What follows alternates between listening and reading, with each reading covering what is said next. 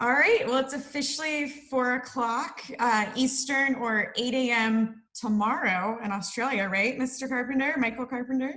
8 a.m. today, yes. Well, Friday for you, tomorrow for everybody else. All right, well, thank you all so much for joining us today. I see we have several participants with us. We so appreciate you taking some time in your afternoon to be with us today. This is my first time hosting the Regulatory Fireside Chat Series, and I'm thrilled to have Mr. Michael Carpenter, who is the CEO of the Australian Psychology Accreditation Council, with us. And thank you so much, Michael, for waking up extra early and being with us today. My pleasure, Mary Alice. Good. All right, so just a little bit of housekeeping to let everybody know. Michael and I are going to talk for about 20-25 minutes, and then I'm going to open the floor up to questions from you.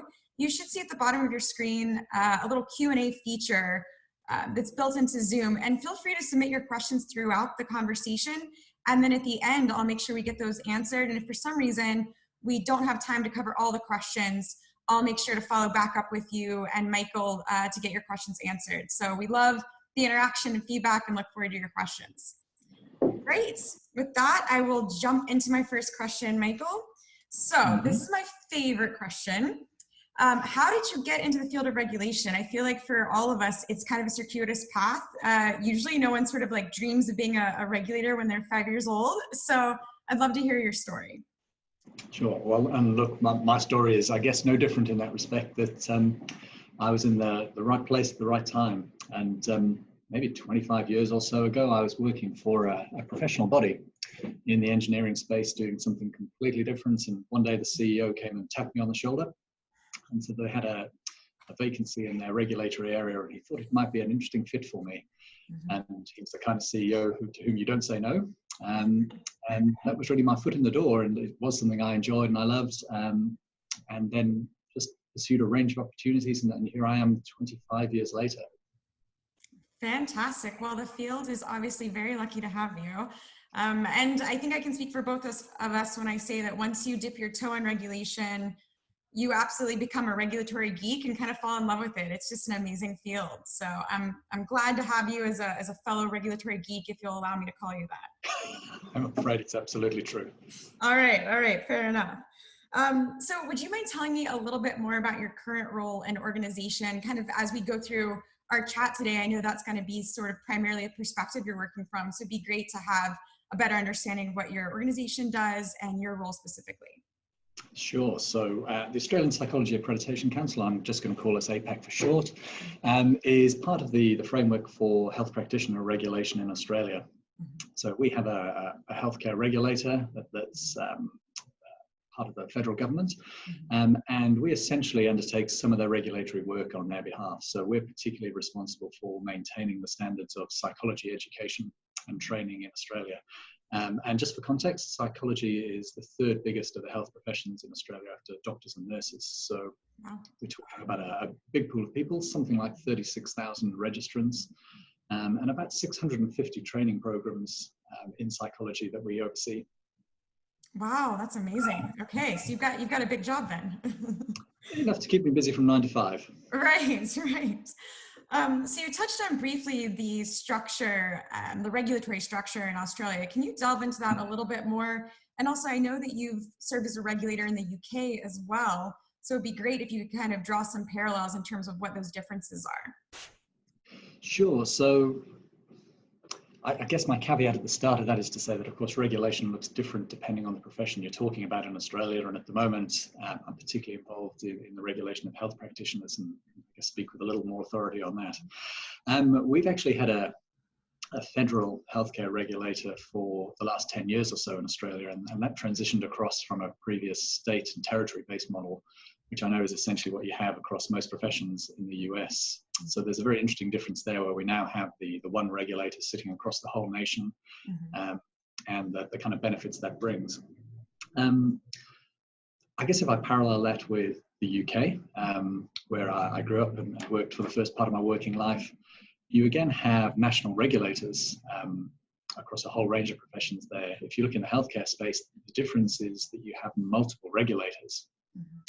So in healthcare, for example, there are 9 separate regulators covering the professions that we have one regulator covering in Australia. So the challenge they have there is not necessarily national coverage, but actually kind of comparability of standards across professions. And then, of course, as you see, you have America in the mix as well, where you're dealing, I guess, with both of those challenges, that you have state-based regulation across 50 states and multiple regulators as well. So interesting seeing three countries with what you would say is far more common than different, kind of culturally, but quite a significant difference, I guess, in how they apply regulation across many fields. Yeah, absolutely. Would you say that Australia's model is one to be modeled after, for lack of a better way to phrase it? And do you think it's been successful so far? Look, I wouldn't want to foist our model on anyone. It's whatever's fit for purpose in the jurisdiction you're working. Certainly, I think in Australia, it's been seen as very successful. There is actually a national conference next week celebrating 10 years of the regulatory scheme in the healthcare field. So it's not to say that it's gone perfectly and there aren't things that the regulator would want to do better, but I think it's brought far more good than not. And so certainly the national view of the regulator, I think, has allowed it to deliver an awful lot of benefits and streamline and simplify the bureaucracy that goes with regulation sometimes. Sure. I can absolutely see benefits in terms of access to care, and certainly, it being just so much easier for the actual practitioner, being able to move from jurisdiction to jurisdiction.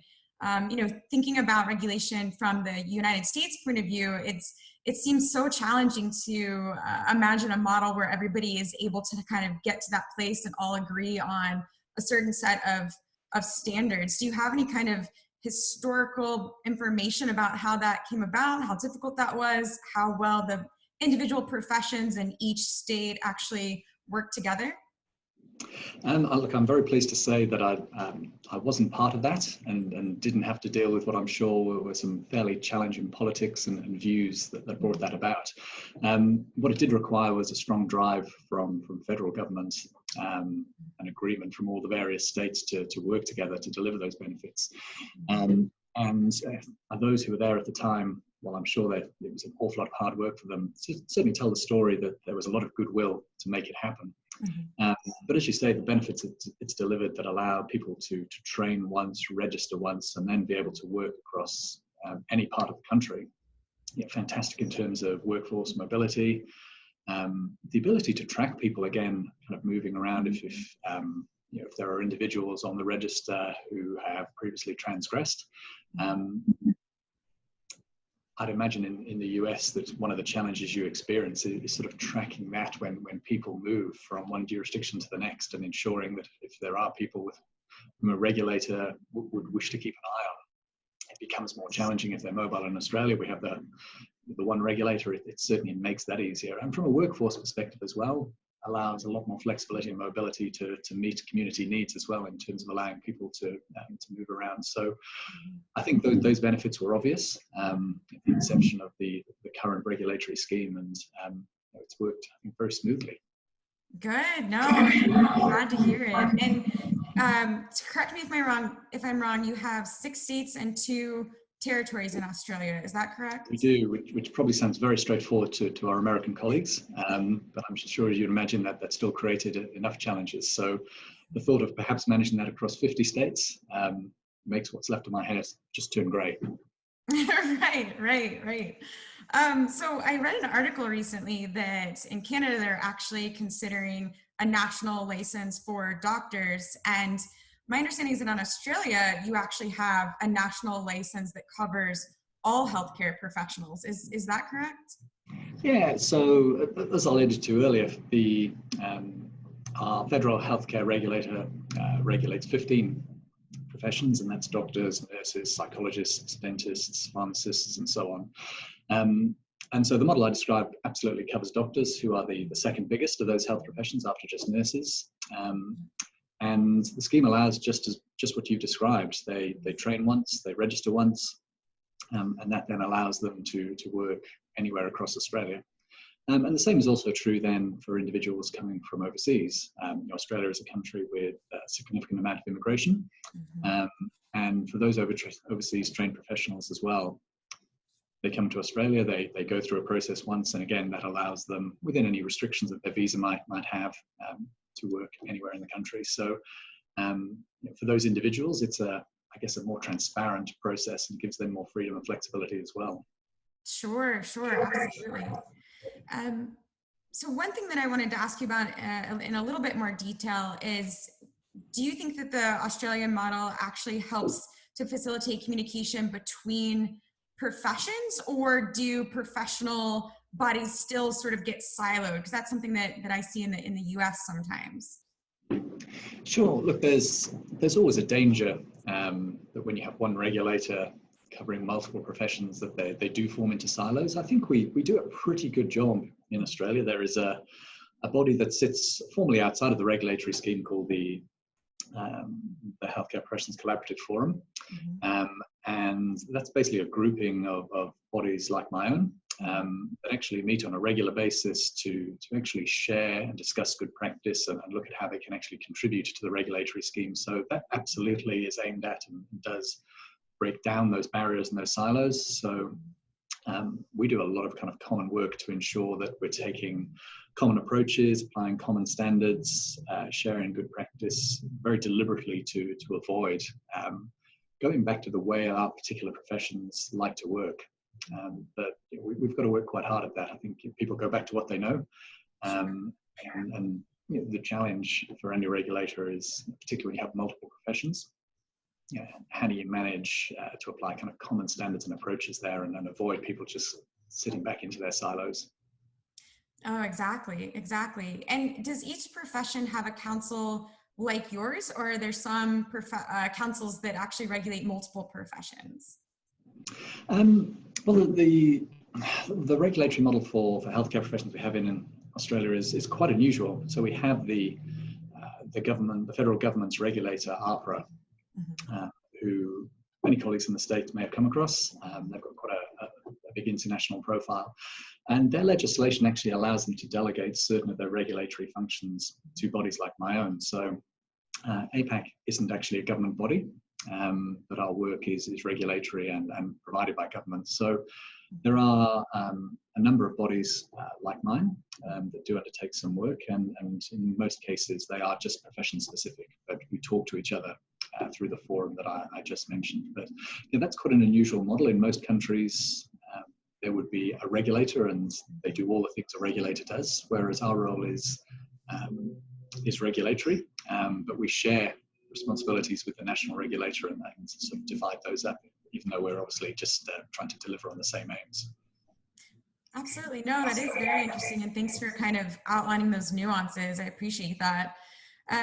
So going back to the UK model a little bit, and hopefully this isn't putting you on the spot too much, but could you speak briefly to the impacts of Brexit a little bit and regulation in the UK? Sure. Look, I think there could probably be a whole series of webinars on Brexit and what that means. And I think part of the challenge of Brexit is that at the moment, nobody knows what it will mean. So Britain, obviously, until about 2.5-3 weeks ago, was part of the European Union. And what that allowed was an awful lot of mobility across all the states in the EU. And it meant that obviously British trained professionals had very easy access to markets and roles across Europe and vice versa. And there were still some checks and balances, but it was a fairly straightforward process for professionals to move. Now, I think there's a great deal of uncertainty about what that means in terms of the practices UK regulators will put in place to allow overseas trained people to practice in the UK, what the UK government will apply in terms of visa restrictions to those professionals, and then of course vice versa for British professionals looking to go and work overseas. So 3 weeks after Brexit, I can't give you a good answer there. I don't think anybody could. It's going to change the dynamic. It will inevitably, I think, slow down and restrict movement of professionals both ways, both out of and into the UK. that may see more movement between the UK and other countries like the US, Canada, Australia. But your guess is as good as mine at the moment. I think a lot of people will be watching Brexit to see how that plays out and what it means. It's at best a minefield. Well, I think that was a great answer. I think your guess is certainly better than mine on that. So thank you for that insight. It's very helpful. So moving past politics just a little bit, Yes, which I'm sure you appreciate, right? One question I wanted to ask you is, do you think that there are any regulatory opportunities, meaning, areas for improvement, or challenges, meaning issues that all regulators face that sort of transcend any profession, any country, and really asking this from the perspective of just regulatory best practices? We're all kind of doing our best to learn as much as we can from other professions, other countries, and implement regulatory best practices.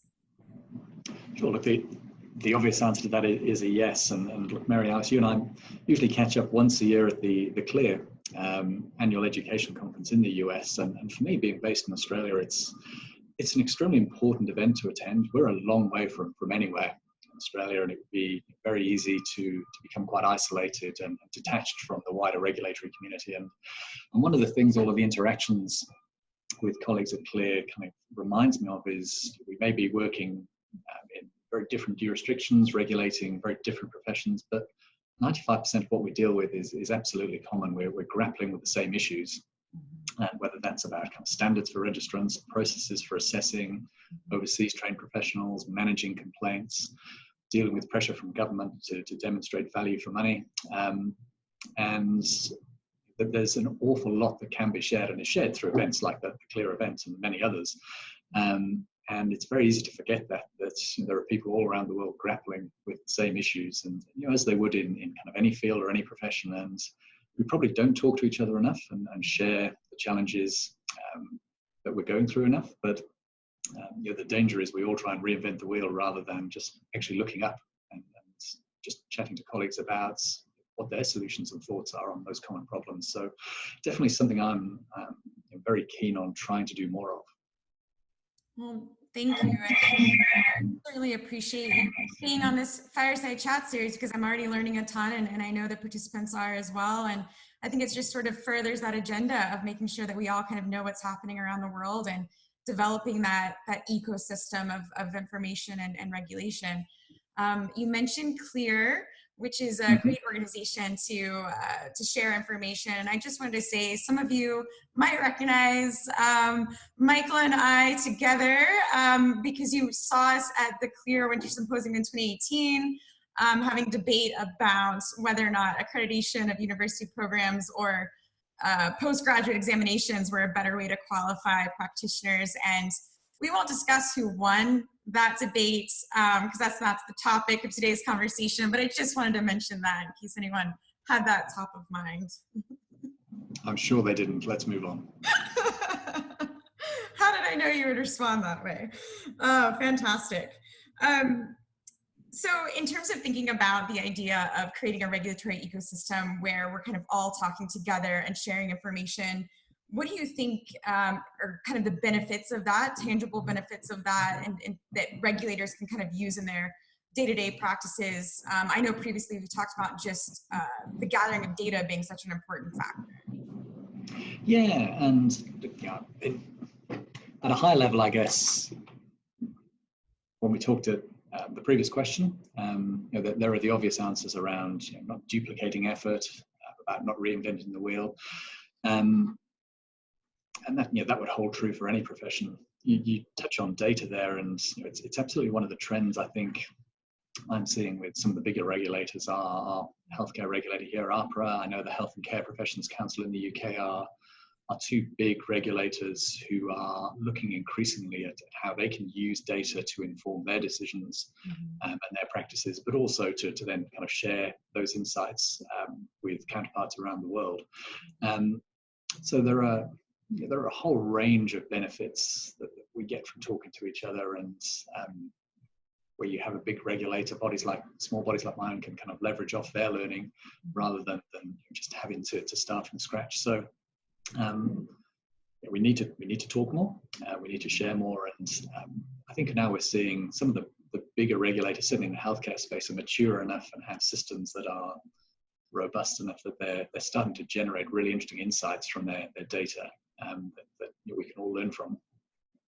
Oh, absolutely.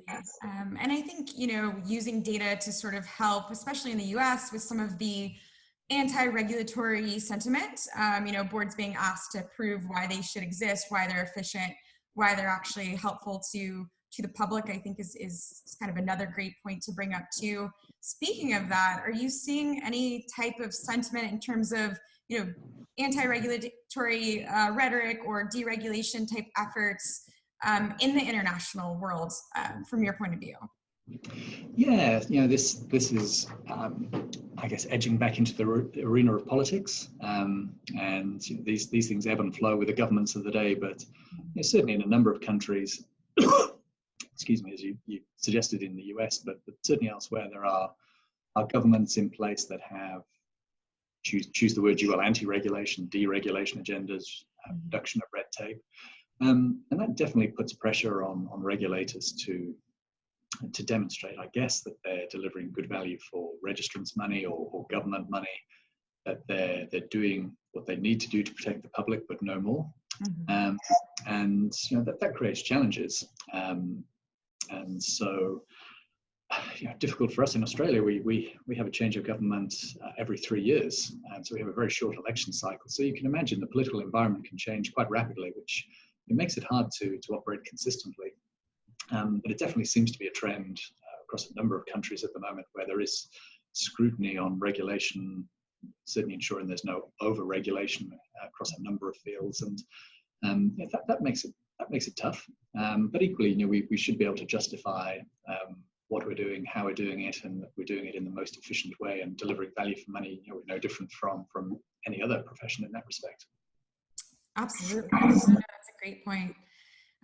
So now I'm going to ask you to take out your crystal ball, and this is such an easy question, and think about regulation 20 years from now, and if you could make some predictions. And by the way, we're recording this so that we can 20 years from now play this back and see how right or wrong you were. And look, I've got high hopes for you, Michael. I think you're going to be spot on. Well, look, firstly, I hope in 20 years I'm sitting on a beach somewhere sipping a cocktail and still not regulating, but I'm sure you'll remind me if I was wrong. I will.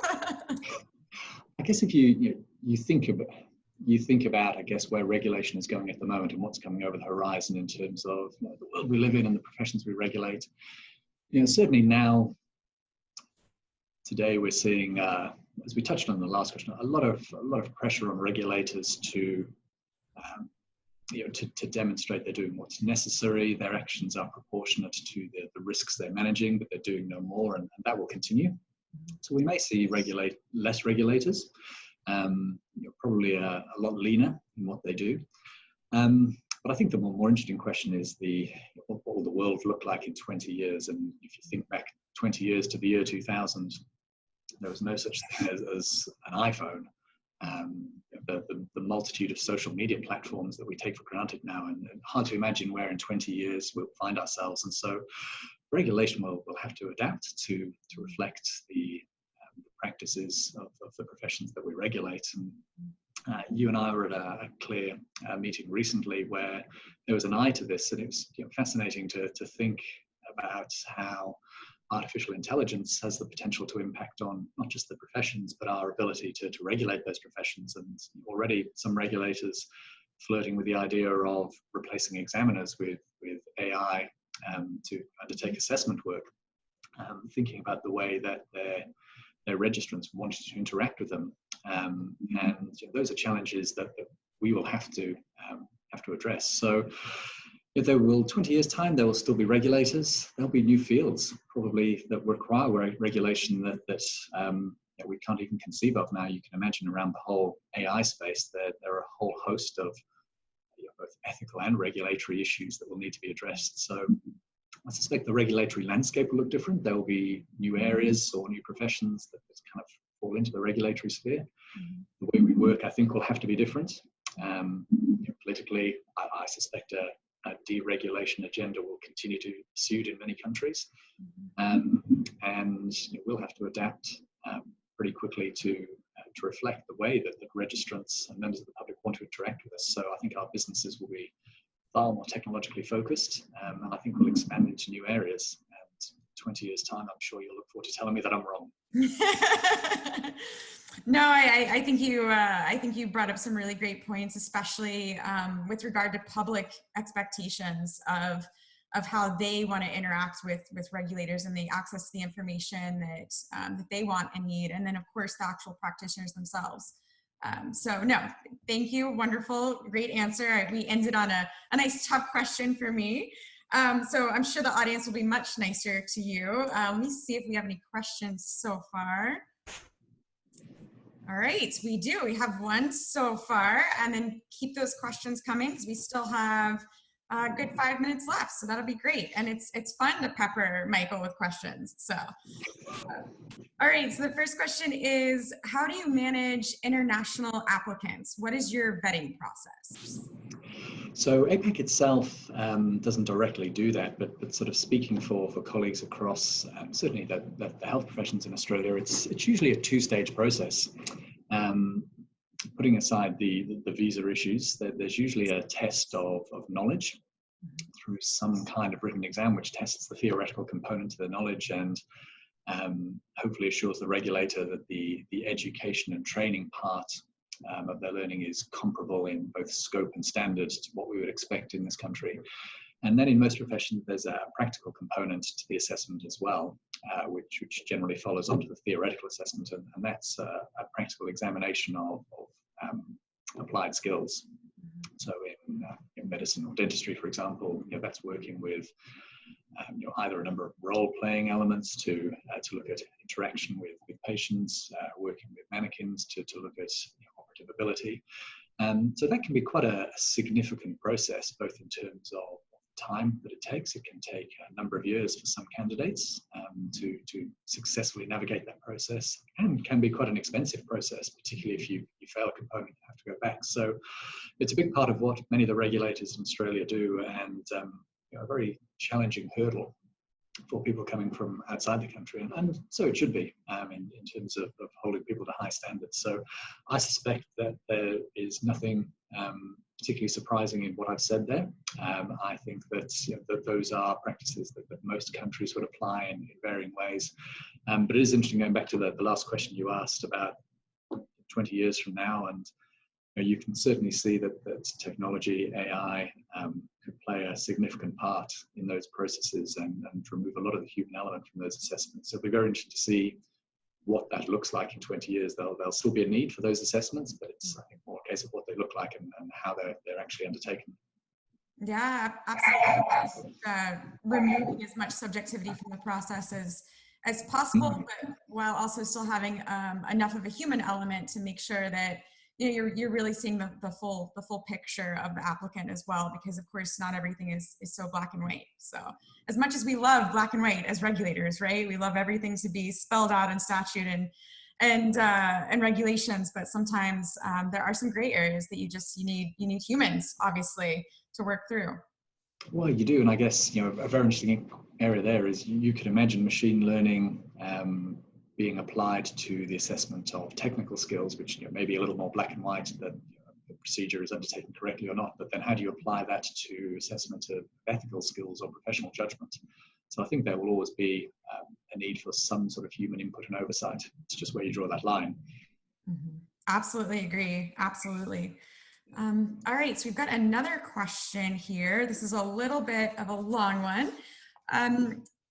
From how many different countries do you receive applicants?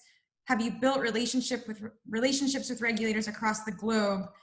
Do they help you vet applicants and understand different types of credentials? So yeah, so that's a great question. It's so hard to just know all of the regulatory practices in every country where you could be getting applicants from. And you mentioned that you have a high number of international applicants. How do you manage that?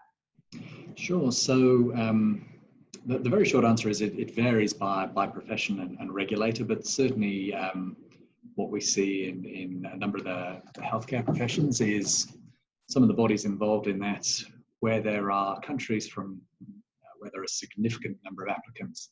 Quite often there may be an arrangement with the home country to assess the standard of training and education there. And there may be some sort of mutual recognition agreement put in place to recognise the comparability of that training. And then what that means is it allows the graduates from those countries coming to Australia to fast track through that assessment process. So there are definitely examples of that across multiple professions that allow for ease of movement. And it doesn't mean that there still aren't some barriers to overcome. But that's definitely one of the ways the regulators can ease the path for people from certain backgrounds and reduce the burden on themselves as well to process large numbers of applicants. So that's a mechanism across a range of professions, certainly beyond healthcare, mutual recognition of training. In some cases, mutual recognition of registration practices as well, although that's a little less common because the regulators like to retain a degree of control about kind of final say who they let in. Absolutely. Well, thank you so much, Mr. Michael Carpenter. We appreciate your time with us today. And again, thank you for waking up early to make this happen for us. I really enjoyed this conversation. I hope you found it valuable as well. And actually forgot to introduce myself at the beginning. My name is Mary Alice Olson, the Vice President of CertiMe. And if anybody has any questions, please feel free to reach out. All of the information is part of the registration link. And we look forward to you joining us on our next regulatory fireside chat. And again, Mr. Carpenter, thank you very much. My pleasure, Mary Alice. Have a good evening. All right. Have a good day.